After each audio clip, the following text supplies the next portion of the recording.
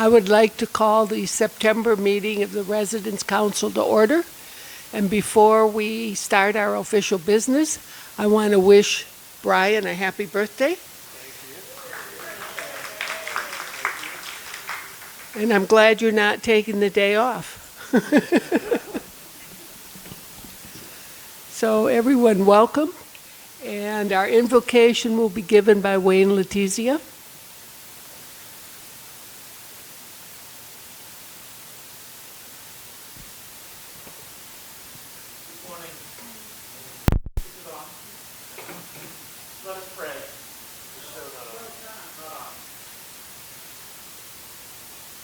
The green light just came on. That makes a difference. Let us pray. Almighty God, gracious designer of the universe, you are our refuge and strength.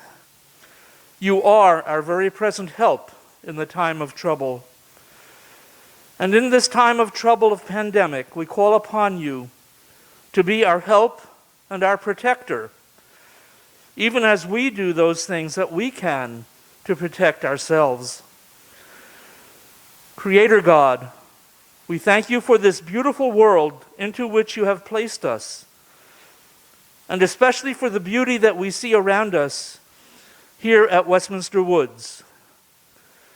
Help us not to pass by your beauty with unseeing eyes. And as we reflect on all that we have here at WWJC, we thank you for those you have called to be our leaders and our servants to be on the Residents' Council.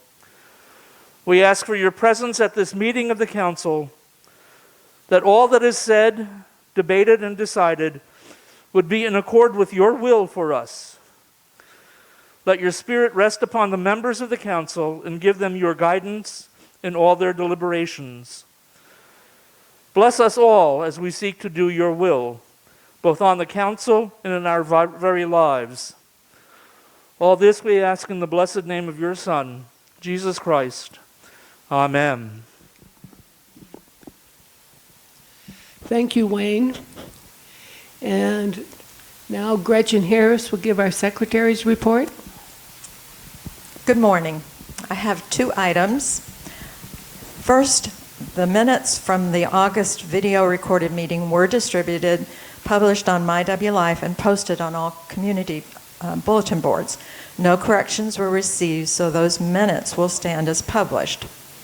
I also, second item, want to report on a special meeting of the Residents' Council that was held on Wednesday, September 2nd, to consider one agenda item, which was to approve moving forward with visitation guidelines for independent living residents.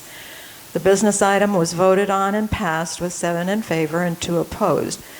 The minutes for the special meeting have been approved and will be published also on MyWLife and all bulletin boards. Thank you, Gretchen. The treasurer's report will be given by Mickey Albert. Again, we have limited activity due to the shutdown. There were 2 items, however, of importance. One, we distributed $8,500 from the Employee Scholarship Fund. The other was that the proceeds from the library CD were deposited in the general fund.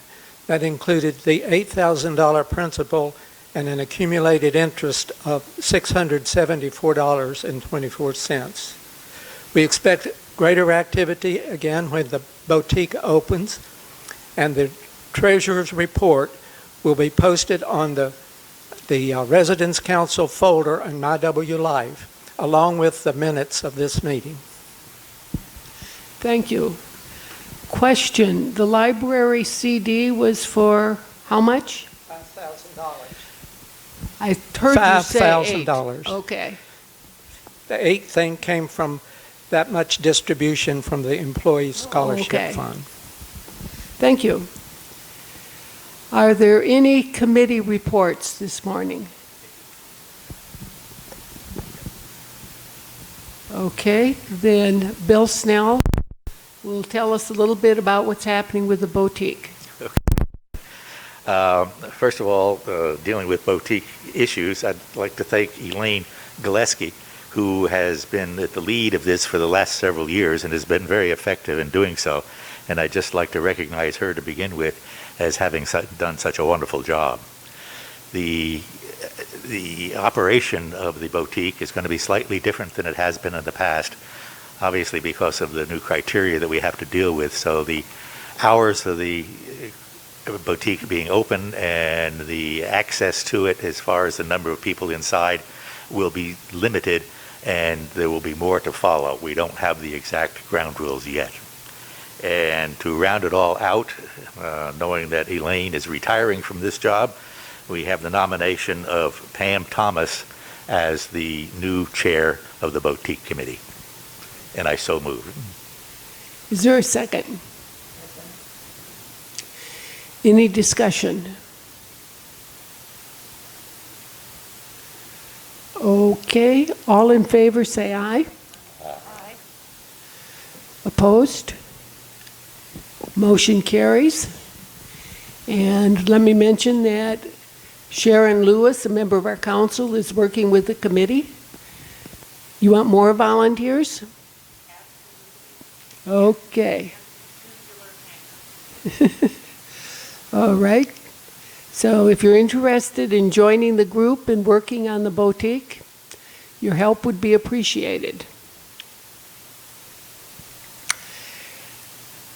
The Residence Lifestyle Committee had formally asked the council to ask management to review the med van policy, specifically the restriction that only one person or one household could use the van at any one time.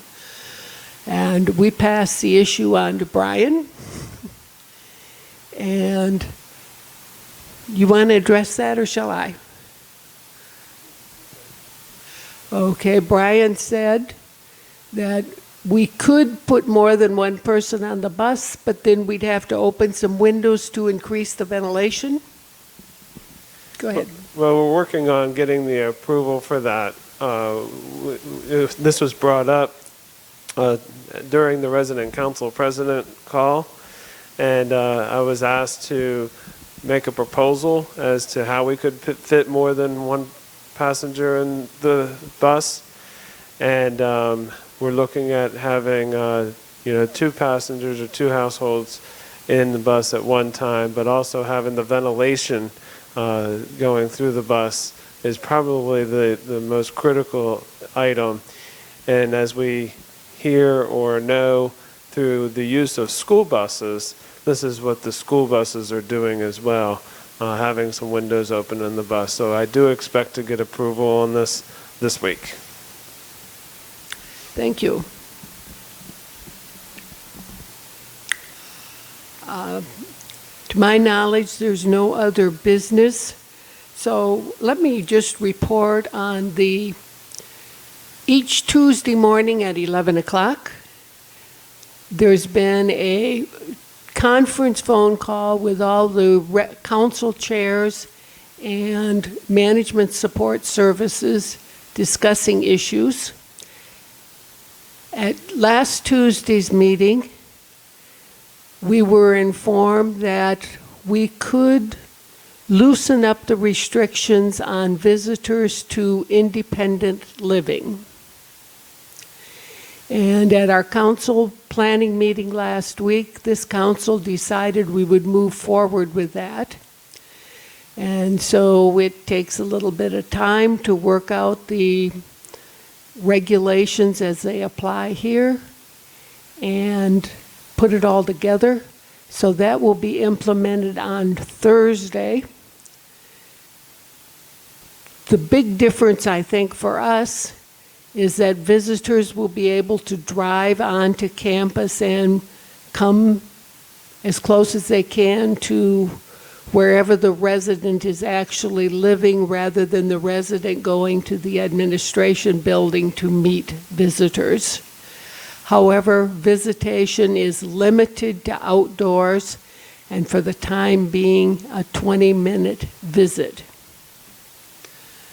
To complicate things, later that day, the governor announced that he was lifting the restrictions for assisted living and nursing homes and allowing visitors. And Julington Creek got chosen to be the pilot for that. And so that is also going on this week. And I'm going to let Brian tell you about that one. What a great trailer. Thank you. Well, thank you all for the wonderful and many birthday wishes today.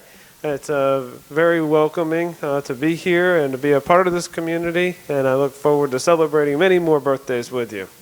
As Kathy was sharing, we were making provisions for independent living visitations to take place, and then we were asked to become the pilot for Westminster communities for assisted living and health center visitations. So as we're speaking right now, there is a assisted living resident and a visitor, and also a volunteer from our community that are helping to facilitate visitations over behind Kumquat. So we started with assisted living today. Tomorrow we will start with the health center. And then on Thursday, we will be starting our independent living visitations. Kathy already shared a lot of the information around the visitations for independent living, but I did want to highlight a few other aspects. We've identified 6 locations on the campus where outdoor visitations can take place. And tents have already been erected on the main campus over here, where 3 of them are. And then there's a tent over on the south side of Magnolia. And then we also have the covered parking in North Point and also the North Point dock as the different locations. So in order to utilize these locations, you should make a reservation with the receptionist. And we are doing those to start off with at 20-minute slots. And we're really happy to be able to do this. For those of you that live in Eastwood or Southwood, sitting on your patio or your screened-in porch or back porch is also acceptable. And for those people, you don't necessarily need to make a reservation, unless you're making a reservation with yourself. But so there's a lot of opportunity for visitations to take place. But like Kathy said, the thing that I really want to thank everybody on is how accommodating and flexible everybody has been with picking up and dropping off over at the administration building, both people that live here as well as deliveries, and really just making the most of the circumstance that we're in to keep our community and our residents safe during this pandemic. Is there any questions in regards to the visitations, or did I miss anything?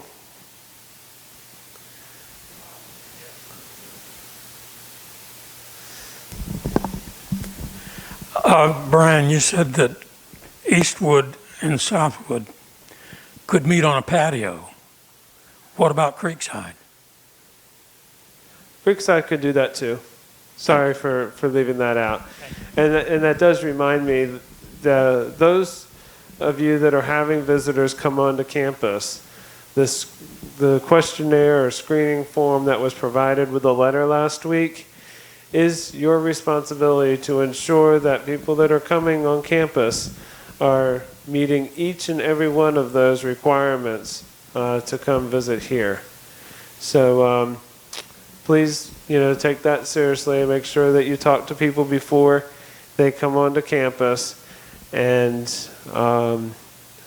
make sure that they're healthy. Thank you. Ramsey? Yes, I had 2 questions. One, you said that the independent living was open without a reservation. So I'm wondering, how will they know they have to go through the check-in process before they come on site? And secondly, how many family members can come to a villa in independent living at a time? I'll start with the last question, and it's a very good question. Thank you.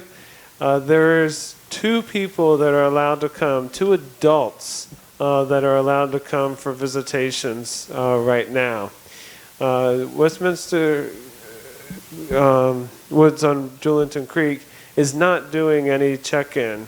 If someone does come through the main gate where we are doing screenings, we'll probably take a temperature and log where you're going, who you are, and who you're visiting.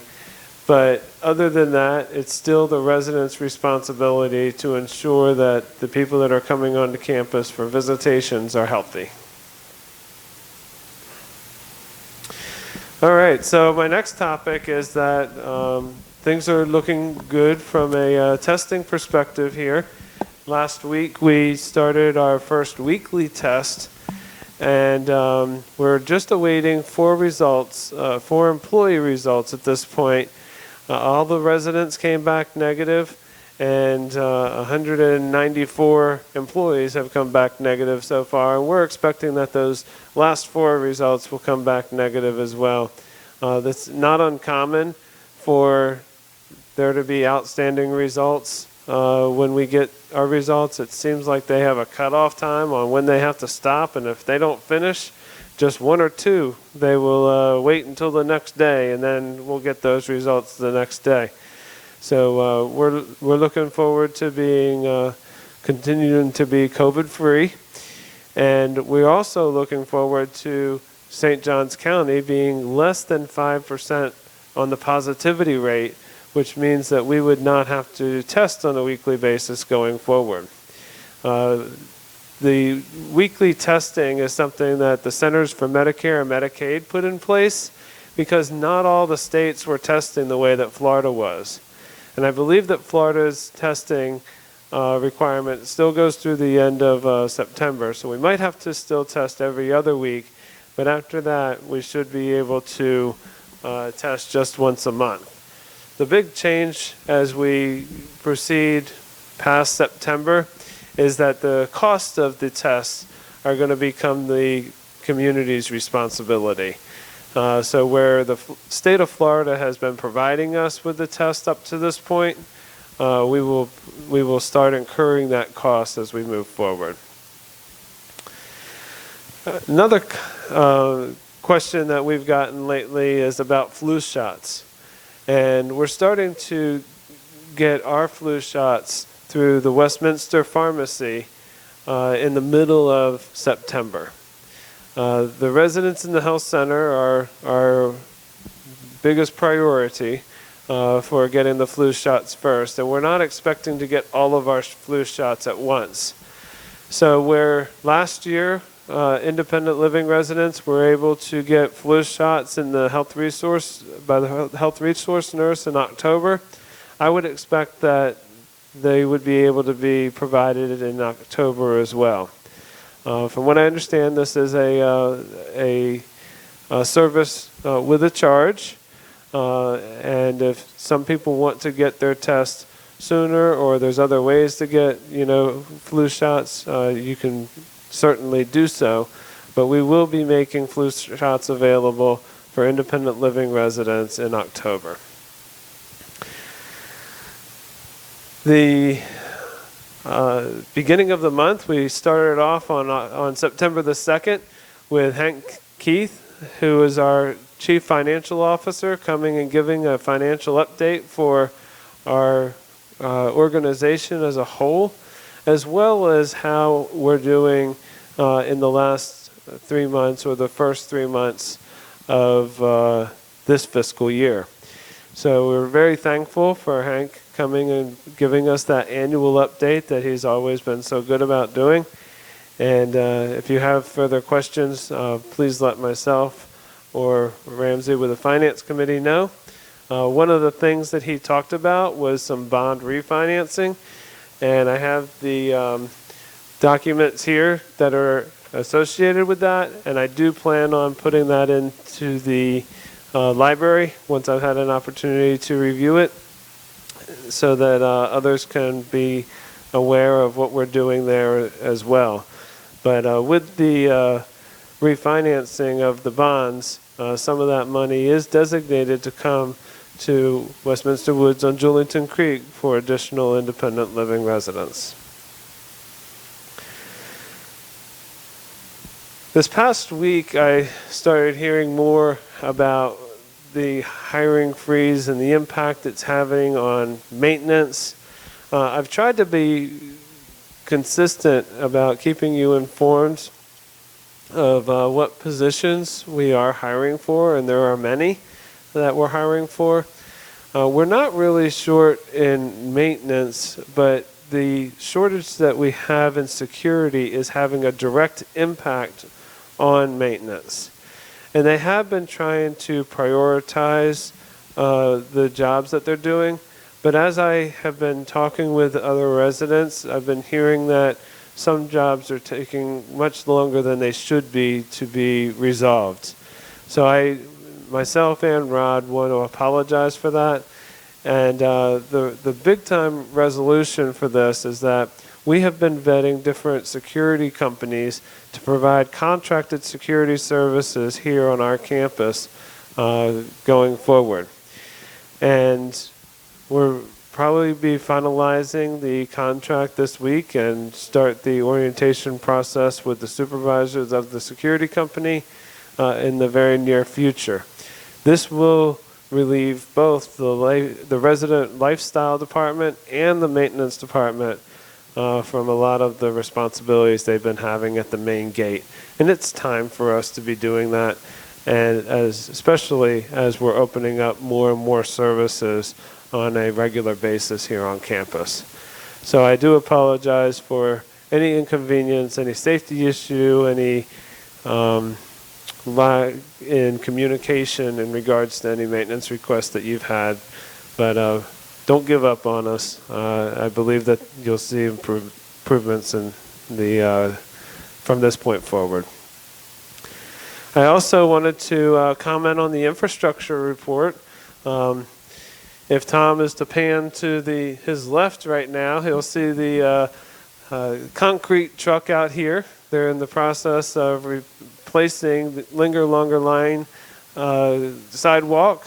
And once that has occurred and been able to be walked on again and driven on by golf carts, we will be able to open up part of the north part of the campus. Pretty much all of the perimeter sidewalks are going to be open. It's just the middle one that the heavy trucks were going over that won't be open initially. So later on this week, we look forward to giving back access to this beautiful part of our campus. While that is going on, the construction around the lift station has pretty much been completed. The electrician is here today and doing all of the wiring that is needed for that. After that, they will be putting in a liner or seal inside the lift station. And then we will be looking for the FEDP to come and give us approval, and that generally takes about 30 days for that to happen. Once that's happened, then we'll start at Kumquat, work our way down the garden apartments and tying in all of the sewage lines to this new main lift station. So starting to see the light at the end of the tunnel. And while that's taking place, the construction guys are moving over to the west side of the health center. The road that's been torn up for some time now is going to become more torn up, and we will be putting down the big pipe that's going to be for stormwater, and that should start later this week, beginning of next week. Let's just call it the beginning of next week. That should start then. They're working over there now, and we had to make some adjustments with the access to our health center during the pandemic with the work that's going to be taking place out there. So you may see ambulances over there by the health resource lobby. as they will be parking there and then going under the covered walkways to get to the health center. So some adjustments are being made there. We've planned on this to take the rest of the month, and then all of that should be resolved as well. So things are really coming along. We're very happy with the construction group that we've been working with this past month or so. They've been very easy to work with, very accommodating, and staying on schedule. So that's been very important to us. And I think that that's the extent of my report today. If anybody has any questions, I'm happy to answer them. Would you tell us what the restrictions are on visitation for assisted living in the nursing center, just for our information? The restrictions over in assisted living in the health center, the primary restriction is no indoors. Everybody's going to be visiting outdoors to start off with. We are a pilot right now, so we're doing it during certain times. So you do have to have a reservation. We've taken the initiative in calling the family members and offering them opportunities to visit to try to have a little bit more control of this. Again, it's 2 adults, 18 or older, that are able to come. They've got to be healthy. We will be screening all of the assisted living and the health center visitors. And then we've also asked for a volunteer to help transfer the health center resident from the door to the visitation station. And a volunteer is also working with the assisted living and making sure that everything goes well there too. So we're very happy for our partnership with our resident volunteers, and couldn't be happier about reuniting our family members and our residents at this time. Let me mention one thing. If we have a positive test for the virus within either of those communities, visitation will be cut off. So that's a very serious threat. And let me point out for the independent living as well, the success of this depends on the cooperation of the residents in abiding by the rules. And again, if there's some viruses that appear within the community, those restrictions can be enforced again. So just a word of warning.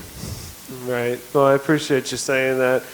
You know, we are coming off of a holiday weekend, and the state of Florida saw a spike up after the Memorial Day weekend, and we're hoping that we don't see that here after the Labor Day weekend.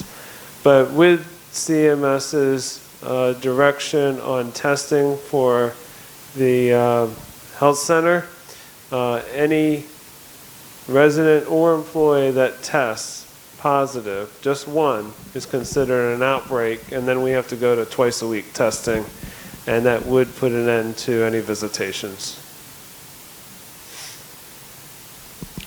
Okay, questions from anyone? Brian, you talked about, closing off behind the health center back there where they're working on to put the pipe. How are people going to enter the fitness center down there? Do you have a new directive for that? Yeah, we should put out some signage to direct people, but what is going to be the only way to access the fitness is to come around the north side of the campus here, around the view, and go into the delivery area that the kitchen has sometimes. So right outside that door. So no car will be able to drive over there. You can drive and park out in front of the Life Resource Building, but then you would have to walk around through the breezeway, around the view, and into the fitness from that direction. You can take golf carts around that way, but during the month of September, or at least for the next few weeks, we're going to not be able to have people driving or accessing the fitness the way that they used to.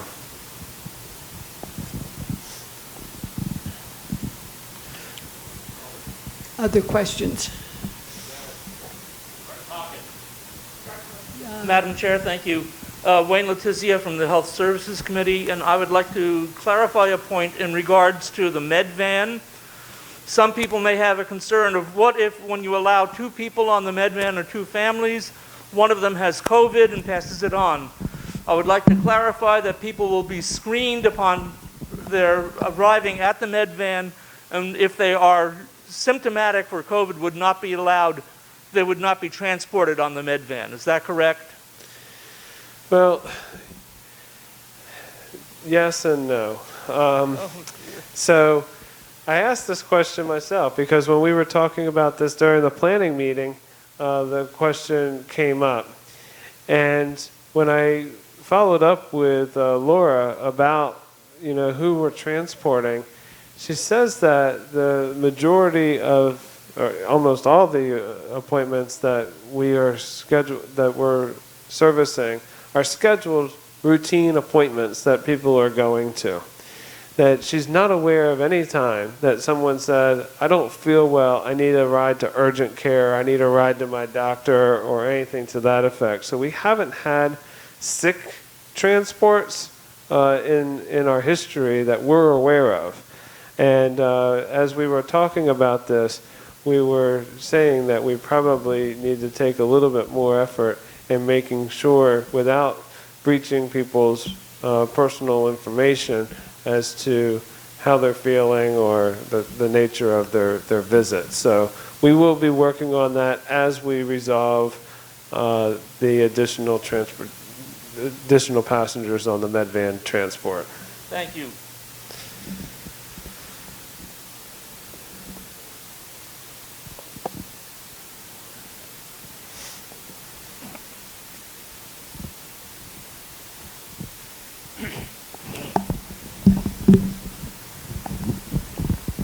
I had a resident call me last night. She's concerned that she's not been able to eat in the dining room. She goes by the rules, but if she signs up 48 hours ahead of time, it's filled up already. And she's pretty upset about it. She eats there on a consistent basis. Okay. I have kept a pulse on how things are going with our dining room arrangements. And as you may know, we did add some additional seats to help make this transition a little bit more smooth. There has been, on occasions, some people that have not been able to get into the dining room. David assures me that it is not happening on a daily basis. And that when it does happen, it's like 2 or 3 people that aren't able to get in. As I've talked with some people that I know have had difficulty getting into the dining room, one of the recommendations that I've made is to just always make an appointment every day. Don't wait for 48 hours. Don't do it in 48-hour segments. You can always sign up for 48 hours in advance of the day that you're there. So instead of signing up for 2 days at a time, just sign up for 1 and just do it every day. And that way you get into the habit of signing up to go to the dining room. But I'll continue to watch this, and if further adjustments are needed, then I will look at what we can do about that.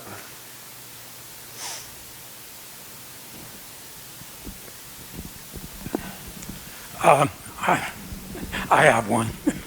Brian, we had the fitness center open the first. That is, we were the first to open the fitness center. And you announced today that we're going to be first in opening up a new visitation. Is it because we're as good as we can be, or nobody else wants to be first? We're pretty darn good.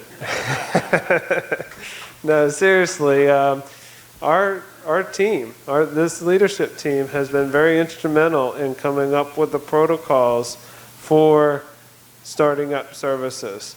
So we have not sat back and waited to be told what we could or couldn't do. We've tried to help influence and advocate for each of you all as we deemed was appropriate and safe. So we haven't been a pilot for everything, but we have been a leader in many things, and we were happy to be asked to be a pilot for the visitations. I have just a little reminder. The visitation station for the skilled nursing is going to be on the skilled nursing patio. So I wanted to caution everybody, if you're flying by in your bike, your golf cart, your feet, please be sure you have on a mask and respect the fact that these people coming out of the skilled nursing facility are trying to have their 20-minute visit. So keep that in mind as we start moving around the campus a little bit more.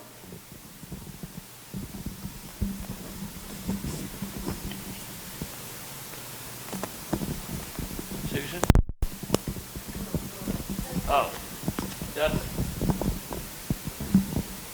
At a meeting, Brian, you advised the council that you were going to give the residents handbook to your assistant to eliminate all unessential items. My question is three-part. What items have been removed? Who made the decision to remove those items? And how was this process determined? Dudley's asking about handbook revisions, and we are still in the process of updating the handbook. The main thing that we're trying to do with the handbook revision is to accurately reflect what's going on, and that is necessary to do on a regular basis, annual basis, because as time passes, things evolve, and we want to make sure that that is a good resource, for those that are moving in and living here on our campus. We are planning on meeting this week in regards to that and moving along. The revision process has been a little bit slower as a result of what we've been dealing with on campus lately.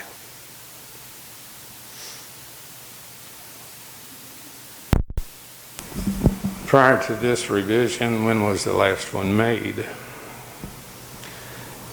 Jerry Joe had done the last revision in 2019. It was? Was any of the residents given that knowledge? I don't recall that. Yeah. It was? Okay. We're talking about residents handbook. That's correct. Okay. Thank you.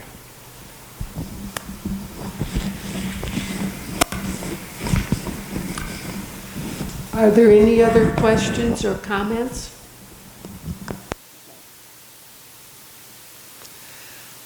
Forgot to mention one thing. The Financial Review Committee has submitted its report, and we will post that report along with the minutes of this meeting, and if there are questions about that, we'll deal with it at next week's council meeting. If there are no other questions or comments, meeting is adjourned.